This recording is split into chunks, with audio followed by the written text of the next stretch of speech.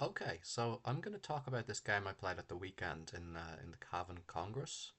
Um, I played four games there and didn't play particularly well at all, but I found this game was the most instructive. The first game, the game that I had the most energy for as well. Um, and I was playing against an old friend of mine, Alex, and we've played many times, so I kind of know um, what to what to expect, what his style is, what positions he's good at, what he's trying to avoid, what he's trying to go for. And yeah, it started at D4. I was expecting mostly E4. When he plays D4, I'm thinking, okay, he's going to play the London system. So already kind of a lot to think about. So knight F3 first. Um, so I kind of expect if I go D5, he's going to play bishop F4. Um, so I'm thinking, do I want to go for that, or do I want to try and get something more complicated? So I play C5. Um, Now here, I mean, the best move for white is to play D5, the most critical move, the most principal move. There's a few things black can do here, but the best move is B5. And yeah, I mean, if white can play C4 and transpose to some kind of Benko positions, white can play E4 as a pawn sacrifice, which is quite interesting. Or white can play bishop G5, which is the main line. And usually black goes queen B6. There's some other moves here as well, more modern moves. But instead, white plays E3 after some thought. So white is trying to keep things kind of simple, um, trying to just get developed. This bishop can go this way. This bishop can go this way, and it could become some kind of reverse Catalan. So I played D5 again. Not the only option, but D5 I decided for. And my opponent played knight BD2, and this is quite a clever move. Um, People have been trying this at the top level. I mean, usually we think of this system as white being very unambitious, but it's become quite popular at the top level mainly because um, a lot of the other openings for white have been solved. So people are trying bishop e2 in this position, and people are trying c3, and people are trying knight bd2. And knight bd2 was tried by Ding Liren in game 12 of his world championship match with Nepomniachtchi. And Nepomniachtchi played in that game c takes d4, which is the top engine line. The point is, this move knight bd2 is quite a useful inclusion in positions where white takes on c5. Um, and because the knight can sometimes come around to b3 to protect the pawn, and it also prevents queen a5 check to regain the pawn immediately. So now in these positions, white starts to get a bit more interested in taking here. Um, so black could choose now to just make this exchange and go for the Carlsbad. Um, and here, like, black played queen c7 in that game, the Pommershy game. So it's preventing bishop f4 in some positions. Also the top engine move. c3 from Ding. And Nepomniachtchi played bishop d7, which is a very strange move. And it was kind of even hard to figure out why he did it. And I think Ding ended up winning the game. Instead, knight c6 is a normal position. So I was thinking about going c takes d4 and playing that. I did think it was quite easy for white to play, so I wasn't sure if it was what I wanted. In the end, I decided to go for the Catalan, so the reverse Catalan. Of course, I'm used to playing this with white against Alex, but now I'm playing with black. I think the most principled move for white is to take on c5 now, and go for a version of the open Catalan a tempo up. Um, and now black tries to go queen a5, which I was definitely considering during the game just to prevent the knight from moving. Black can or white can go a3, queen c5, b4, and they do get a better version of the typical positions actually, because after c4 comes, my queen is a bit misplaced, and white is very quick with solving their problems. Bishop on diagonal, c4 happening. Black is just a little bit slow, so the queen is going to struggle to find a good square. So I think dc5 would have been the critical move. Black can go bishop g7. Maybe this is what Alex was worried about. Then white can go rook b1, just using the fact that the knight is moved to allow the rook to get off the diagonal, and white can play b4. I think this is the way to play for white, and is possibly a bit better for white. But it's very complicated. Instead, Alex just kept it simple with bishop e2. And after knight bd7, which it was mainly aimed against d takes c5, of course, he played b3. And I realized I'd made a little bit of a mistake because, for example, if I play bishop g7 instead, now b3 isn't as effective because I can take on d4. Usually the way you want to respond to b3 in these Catalan positions is to take on d4. Because you really want to force white to take with the e-pawn, and then for this bishop on b2 to be blocked forever. You don't want white to have the option to take on c5 later and open up their bishop. Once they get fixed with this pawn, this square is quite weak, which can be relevant. Often you see queen a5, knight e4, knight c3. Also, this pawn is quite weak. And if they play c3, then they have some problems later on with the c3 pawn, and the bishop on b2 just isn't on a good square because there can often be a pin on the long diagonal. So, white could take with the knight instead, but then I would have move like e5, and my knight can come to c6, which is where it wants to be. The problem is, once I play knight bd7, then b3, now I don't really want to go for this. For example, if we get to this position, one of the best moves for black is probably knight b8 to go back to c6. And you see this all the time with reverse colors. But I was also concerned about just knight takes d4. And now in these positions, my knight really wants to be on c6. So I wasn't sure about this. It's a normal position, but it's easier for white to play because they know bishop b2, c4, and then they're not going to have many difficult decisions to make. They're going to develop their pieces. They're going to make c takes d5 happen. They're going to play rook c1, and it's not too complicated for white to play. That's what I'm trying to avoid. So bishop g7, castles, castles, bishop b2. So far, so good. I played b6. And I was kind of expecting white to play c4. Seems like the natural move. And I was going to play bishop to b7. I was expecting he would play rook c1. And then here I would start to think about my options. Do I go rook c8? Do I take one of these pawns? But the game is pretty even at this point. And would have been quite difficult to play for something there. But instead, white played more ambitiously with knight e5. So, again, I don't think there was a need for this, but it does put a lot of pressure on black. If I go bishop b7, which is the most natural move, then white should play, of course, f4. And we get into this kind of rapport Dutch setup, where my knight on d7 is not so well placed. If I could just lift it up one square, I'd be so happy with my position, because I'd be controlling the e4 square very nicely. But on d7, it's a little bit far away. I don't want to go knight e4, because takes, this sort of thing, is good structure for white, because my bishop is now locked. White bishop can open up, and white has, with the center being closed, a free hand to attack on the king side. I've also taken away this beautiful e4 outpost for myself. So instead I was probably going to play knight e8 if I went for this. But I just wasn't very comfortable with the kind of positions that were going to arise. Bishop f3 was one thing I thought about, followed by c4. I wasn't quite sure what this was going to be. Maybe it's just quite a balanced position, but I just thought it was a bit easier for white to play, and I wasn't really confident this kind of position.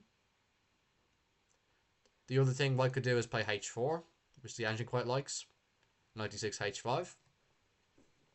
And again, I didn't really want this kind of passive position. I know it's solid for black. I know I have some positional advantages.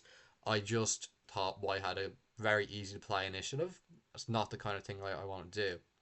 So I ended up making a controversial decision, basically based on stylistic factors, which was to make the game imbalanced. So what I was really trying to do was to get an imbalanced game.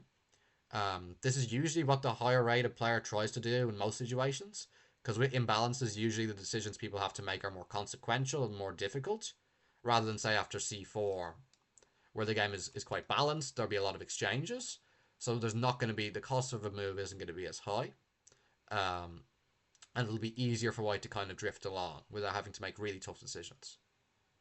But when you think you're the stronger player than your opponent, you really want there to be tough decisions for both sides, because you're going to back yourself to make better decisions. So I went for this position. I went knight e8. I didn't really want to go knight d7 because I thought there could be a problem with this pawn in some lines. So I went knight e8, f4. And it's a complicated structure. I mean, it feels like it's better for white, but there are versions of this structure that can be okay for black.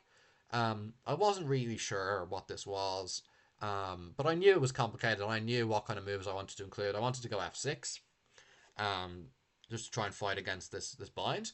White very cleverly played knight f3 just to secure the bind, but I can still play around it, and it's kind of complicated. So bishop b7. And white played c4, which is quite a natural move. The engine again really likes h4, which is quite interesting. Again, it's not a big difference between h4 and c4. It does really ask some questions of my structure, because I've played f6 and h5 is coming. It will soften me up quite a bit. So I would have maybe taken and gone knight f6 and then h5, and I'm under some pressure here. I might even have to take it with the knight maybe, and the line the engine gives is this, and then d4. And I mean, it does look at first glance like black's position should be falling apart, but at least I have the two bishops on pretty good squares. My king might be, I mean, yeah, you see knight g6 stuff. I don't know if it's going to be safe on h8, but it might be safe on g8 for the moment. Queen coming to d5, and again the engine gives +1. So it is quite good for white, but then white's pieces aren't so great.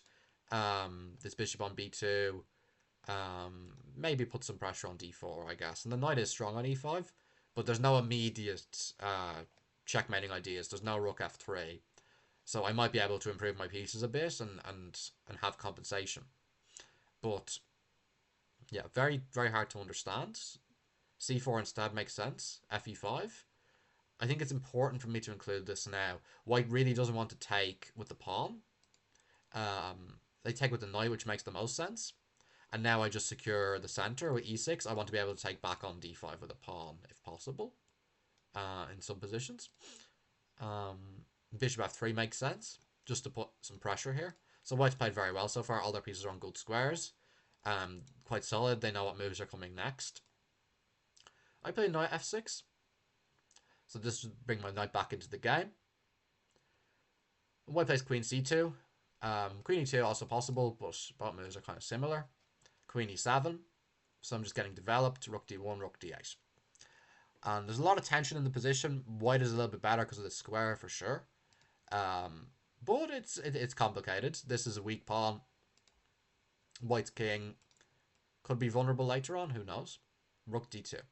So it makes sense from white to try and double the rooks, because this is the piece that white doesn't feel is in the game. So to maybe do this, it could be quite nice. And now it felt like the right time for me to take on c4 to stop white from getting that pressure. So when white takes back, I can take on d2 and go rook d8. After taking on f3, go rook d8. And this is maybe the critical position in the game.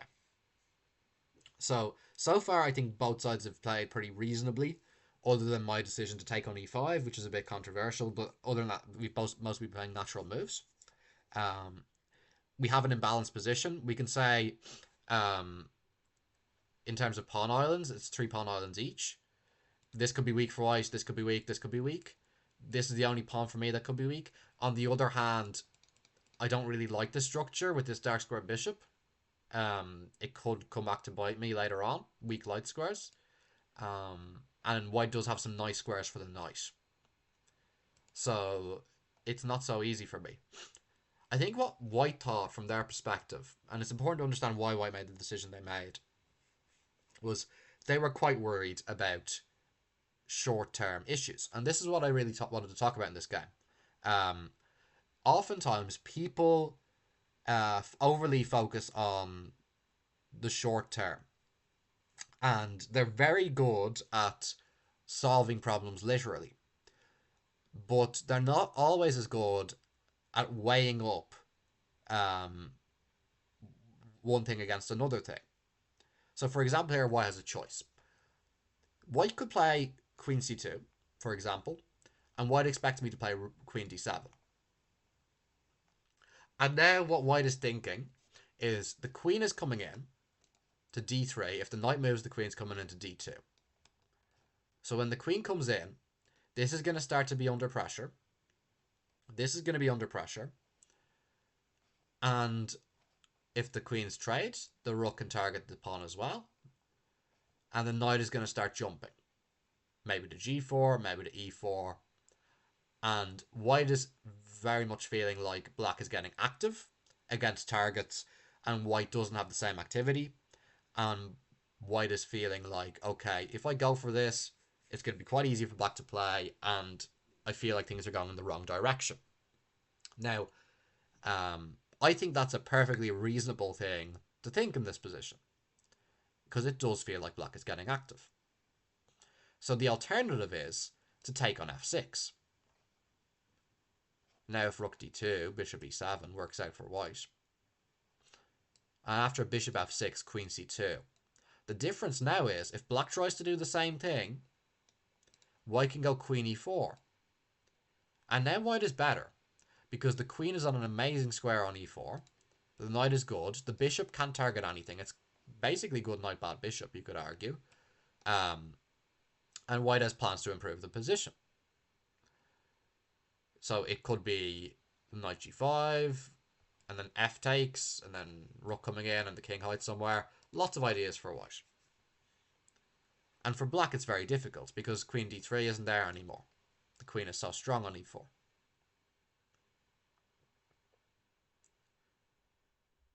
However, it's clear that bishop takes f6 is a compromise, strategically, in that you don't want to give up the bishop for the knight for no reason, really. I mean, white's dark square bishop is quite good in the long term. The reason it's good in the long term is we can imagine lots of peace endgames where this bishop is going to go and take all these pawns. So it's quite a valuable bishop for white. So the question for white is, do you take and make the compromise, or do you try and make this work?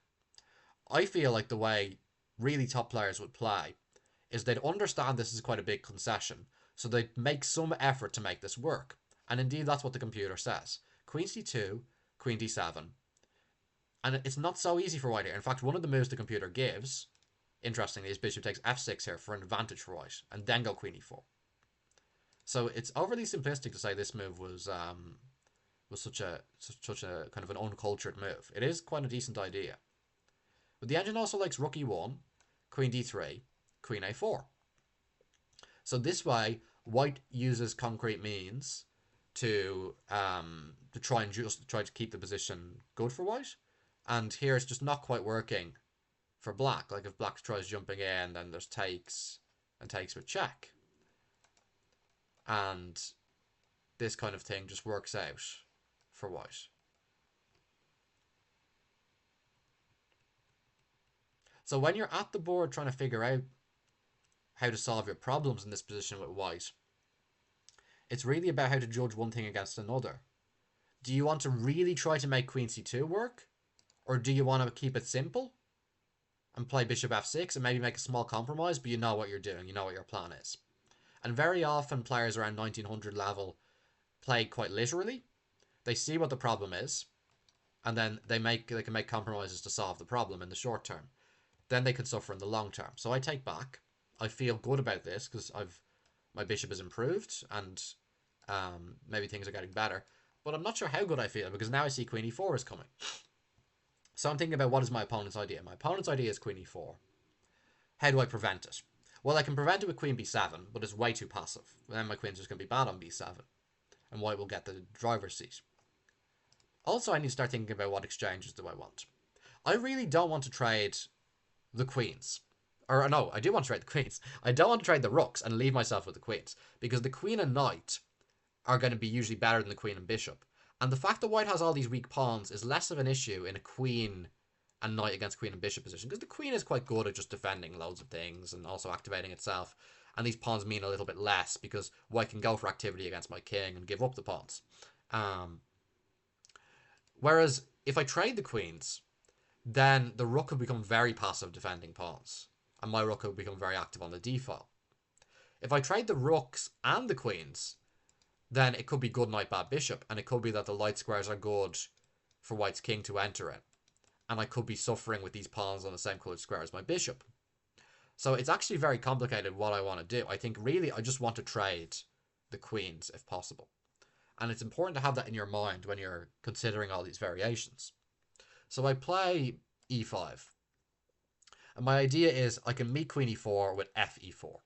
I can meet fe5, bishop e5, queen e4 with bishop h2, which is quite important. If white takes everything, then I can argue that I can torture white in this position because my queen is in the center of the board. This pawn is weak. My structure is good. My king is quite safe. And I can start torture. Now, it should be holdable. But the problem white faces after e5 is they feel like the position should be equal, that they should be able to hold, so that nothing has gone too badly wrong. But they have to choose between a lot of different options that all just seem a little bit uncomfortable. So which option do you choose? It's not so easy. And again, I think it's a situation where the best thing to do as white is to make this kind of decision based on the long term. If you're not sure which uncomfortable position to go for, it's always better to go for the position with good long-term prospects or the principled decision. And I think we already talk about how the principled decision is to trade the rooks. My rook is going to be really good at targeting the pawns. The queen is going to give white counterplay. And the targets will be less relevant when they have the queen on the board because king safety is more of an issue and piece activity. But if the queens come off, then the structure is what is going to matter most. So maybe that means white should take and go rook d1. Now if I take on d1, even though white structure is quite clearly worse than black structure, white is better because of the queen and knight. The queen is active, and the targets just aren't as relevant because it's harder for me to put pressure on them. I can attack them with only the queen, and they can defend it very comfortably. So instead I was going to play rook e8, and I can certainly try to torture white here, but just because of the balance of material, I think it would be easier for white to play. White has control of the d-file, and they can try and defend this position. It should be quite equal, because I do think my bishop isn't such a good piece here. It can't really target much. So that's probably what white should have done. White could have considered f5. And this is a really interesting move. It's an incredibly principled move. If I go g5, then white can go knight d2, knight e4. And is doing incredibly well strategically with the knight on e4 versus the bishop on f6.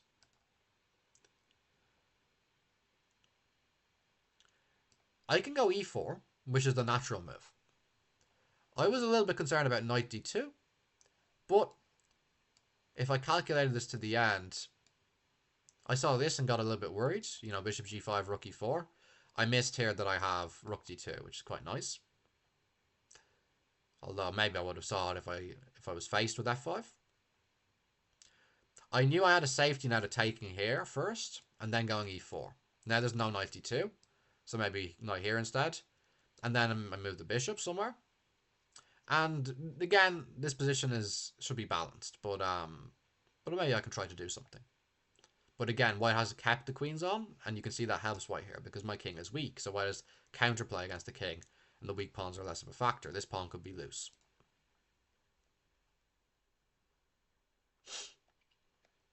Instead of this, white played queen e4. Takes and takes on e7. By doing this, white gets to keep their structure a little bit better. So instead of the pawn on e3, which is weak, white improves the pawn to f4. The problem with this is white ends up in rook and bishop against rook and knight. And really, you can't end up in this situation. There's this old Fischer-Taimanov game with the rook and bishop against rook and knight. Anyone who has seen that game should know it is quite dangerous to play with pawns on both sides of the board against the rook and bishop. And now, after bishop f6, just to control the knight, rook e1, rook d3, my rook enters. And now these two pawns are going to start becoming a big issue. You can see white doesn't have active counterplay because a rook isn't enough to checkmate my king. A queen would be able to get loads of counterplay against my king. Rook c1. Now once white starts going passive, it's not going to be so easy. I can go rook a3, but then rook c2 holds everything. So I just need to get my bishop involved first. And now you see why I wanted to keep the rooks, because if we go to this position, it's just completely winning. g3, rook d2, and white just can't keep hold of all the pawns. This is where the weaknesses do matter. So instead, king f1, bishop e3, king e2. This is a very nice idea by white. The point is, if I take the rook and then win a pawn, it feels like what I should do. Now the strategy or the strategic elements favour white. I have the bad bishop with the pawns like this, and white has the active king. So king e4, and white is winning. The king is just going to run. My king is nowhere, and my bishop can't do anything. So instead, after king e2, I quite quickly played rook a3, which was the intention. I maintain the double attack. I keep the rooks on the board. I collect the pawn. I keep my bishop far away. Bishop is good from far away. Knight e1. Now I can coordinate my pieces, and I just need to bring my king into the game to help with the attack. King f6. Now just a bit of wriggling here to, again, just coordinate my pieces. They work quite well like this. And now the final touch after h4, we talked about the colours already. I just want to fix their pawns on dark squares and open up f5 for my king. So now king f5 is coming, and I can kind of draw arrows until the end of the game. King here, bishop here, and I'm going to be able to break through. The knight is going to be weak, and the king is going to be passive, and there could be even checkmating ideas coming. Or even king here, bishop here. And all kinds of stuff is going to be very dangerous. I can collect this pawn. I can collect all the other pawns. So white resigned. It is maybe a game that doesn't live long in the memory for some people. But I think if you brush over the game, you might dismiss it as being, this crazy mistake out of nowhere to give up the bishop for no reason. If you look a bit deeper, you'll see that this was quite an interesting idea. But that the mistake white made was just not trusting the long-term factors as much as they should have, and prioritizing a little bit too much short-term things like activity, piece activity, rather than what pieces do we want to keep on the board given what the structure is. So okay, that's enough about that, and I'll be back for more soon, hopefully.